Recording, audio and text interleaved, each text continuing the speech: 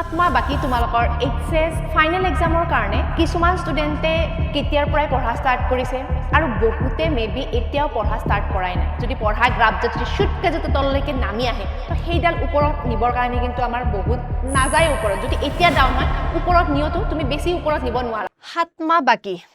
কি 7 মাহ বাকি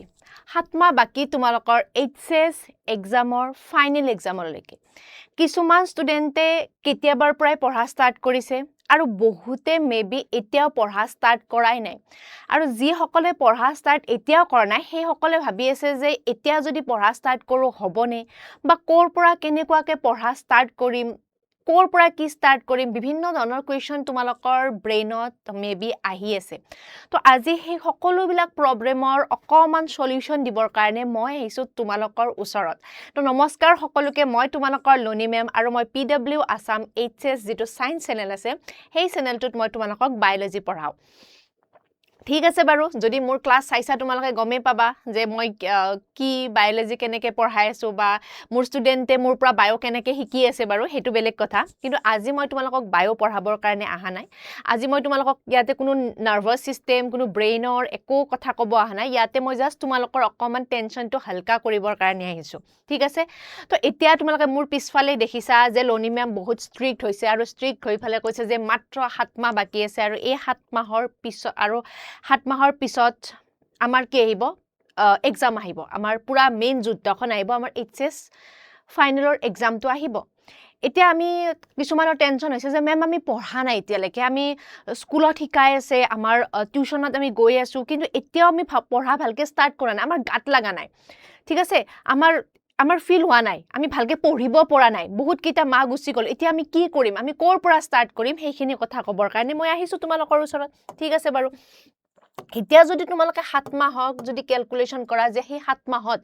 আমাৰ হাতত কিমানটা দিন আছে বুলি যদি তোমালোকে ভাবা তেতিয়াহলে তোমালোকৰ হাতত মই অলৰেডি ক্যালকুলেশন কৰি লৈছো তোমালোকৰ হাতত যে 210টা তোমালোকৰ হাতত দিন আছে 210টা বুলি ভাবি লোৱা ঠিক আছে আৰু সেই 210টা দিন কিন্তু ইমান কম দিন নহয় দেই যদিহে তোমালোকে এই দিন কেইটা যদি ভালকে ইউটিলাইজ কৰা তেতিয়াহলে এই 210টা দিন আমাৰ যে 210 ডেজ আছে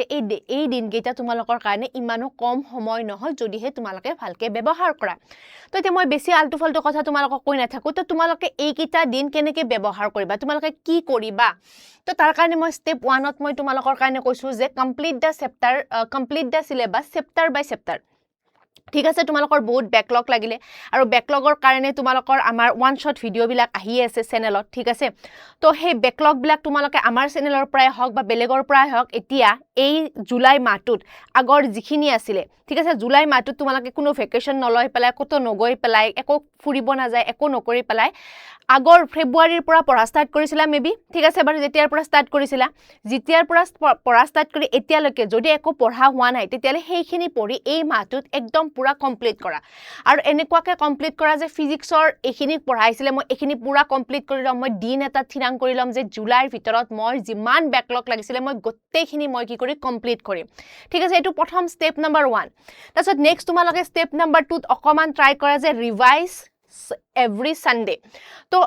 সানডে এটা ঠিক কৰি লোৱা সেই সানডেটোত প্ৰত্যেকটো সানডে তোমালোকে সপ্তাহটোত যিমানখিনি পঢ়িলা সানডে মই জাস্ট ৰিভাইজ কৰিম আৰু মই বাকি একো না যাও সানডে বুলি মই কত ফুৰিব না যাও সানডে বুলি মই কত খেলিব না যাও সানডে বুলি এই 7 মাহ মই কত একো নকৰো তো সানডে আমি যিখিনি পঢ়িলো এটা সপ্তাহত সেইখিনি আমি কি কৰিম ৰিভাইজ কৰিম কাৰণ যিমানে তুমি পঢ়াতকেও তোমাৰ ৰিভিজনটো বহুত বেছি মেটাৰ কৰে ঠিক আছে একদম মই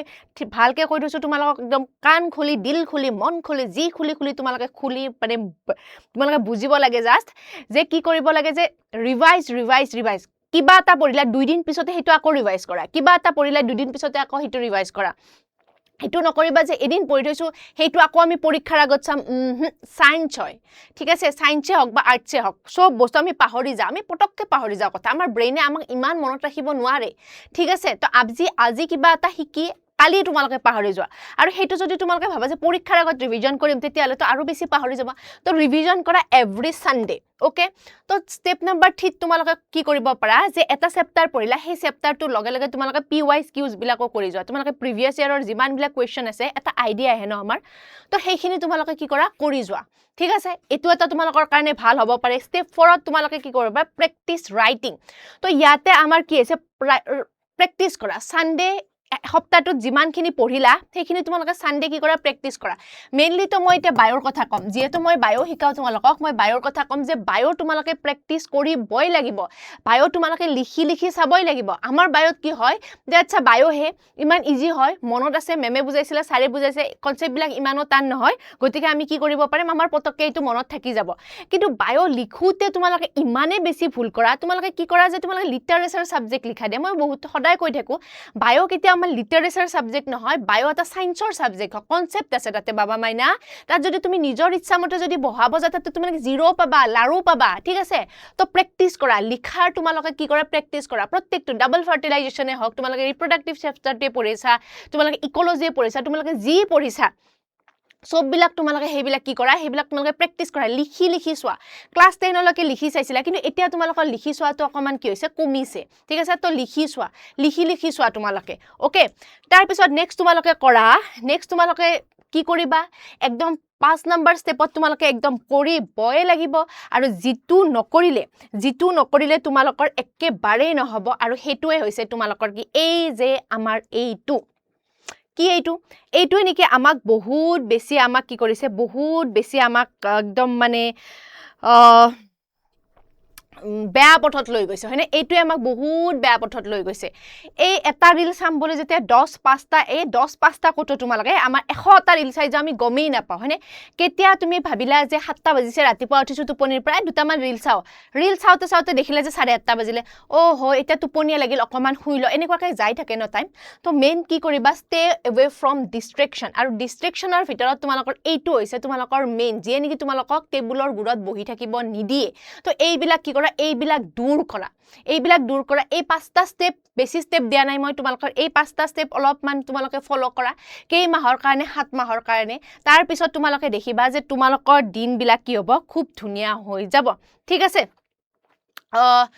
তো এইখিনি মোৰ ক'ব লগা আছিল অলপ যদি ডিমোটিভেট হৈছিল মই অকমান তোমালোকক মোটিভেট কৰিবৰ কাৰণে ট্ৰাই কৰিলো হয় তো কমেন্টত জনাবা তোমালোকে কৰিবানে তোমালোকে পাৰিবানে তোমালোকে কি ভাবিছা ঠিক আছে from today I won't waste a single day হেনেকে অন্তত তুমি নিজৰ মনত হলেও ভাবা বা কমেন্টত হলেও লিখি দিয়া যে আজিৰ পৰা মই এটা দিনো কি নকৰো ওয়েস্ট নকৰো আৰু যদি বৰবাদ কৰিছা দিনটো তেতিয়া হলে তুমি নিজেই পিছত পস্তাবা যে মই সেই দিনকেইটাত মই কিয় ভালকে নপঢ়িলো একোতো টান নাছিলে ফিজিক্স কেমিষ্ট্ৰি বায়ো মেথছ অলপ যদি মই পঢ়িলো হয় ইমানতো বেছি টান নাছিলে হয় তো এই টাইম কিটা তোমাল এই যেটো স্টেপ কিটা তোমালোকে ফলো কৰা ধুনিয়াকে তোমালোকে আগবাঢ়া সদায় প্ৰেক্টিস কৰা সদায় স্কুলত যি শিকাইছে যি কৰাইছে সেইবিলাক সব কৰি যোৱা 210টা দিন আছে তোমালোকৰ এই 210টা দিন ভালকে ইউটিলাইজ কৰা ঠিক আছে তো এইখিনি মোৰ তোমালোকক ক'ব লগা আছিল আৰু তোমালোকৰ কাৰণে আমাৰ ওয়ান শট ভিডিও বিলাকটো আহি আছে টাইম বাই টাইম আমি তোমালোকক ইউটিউবত আমাৰ যিবিলাক PYQs হয় হক তোমালোকৰ যেনেকুৱা ধৰণৰ ইম্পৰ্টেন্ট ডায়াগ্ৰামে হক বায়োলজিৰ আমি সব বিলাক তোমালোকক ডিজাই থাকিম তো আজিৰ কাৰণে তোমালোকৰ মোৰ ক'ব লগা তোমালোকলৈ ইমানখিনি আছিল তো কমেন্টত জনাবা কমেন্টত কবা যে from today I won't West a single day হয় কৈ ফালে তোমালোকে পঢ়া জোসানা স্টার্ট কৰা নিজৰ লাইফ কাৰণ ইয়াৰে পিছত যদি লাইফৰ যদি পঢ়া গ্ৰাফ যদি শুটকে যদি তললৈকে নামি আহে তো সেইডাল ওপৰত নিবৰ কাৰণে কিন্তু আমাৰ বহুত নাযায় ওপৰত যদি এতিয়া ডাউন হয় ওপৰত নিও তুমি বেছি ওপৰত নিব নোৱাৰা গতিকে যদিও ডাউন আছিল ক্লাস 10 লৈকে এতিয়া যদি পটককে যদি গ্ৰাফডাল ওপৰত উঠাই দিয়া তেতিয়ালে দেখিবা যে কেৱল পঢ়াৰ গ্ৰাফডালে নহয় লাইফষ্টাইলৰ তোমাৰ গ্ৰাফডালো কি হৈ যাব পুৰা কে আগবাঢ়ি যাব তো এইখিনি ক'ব লগা আছিল থ্যাংক ইউ সো মাচ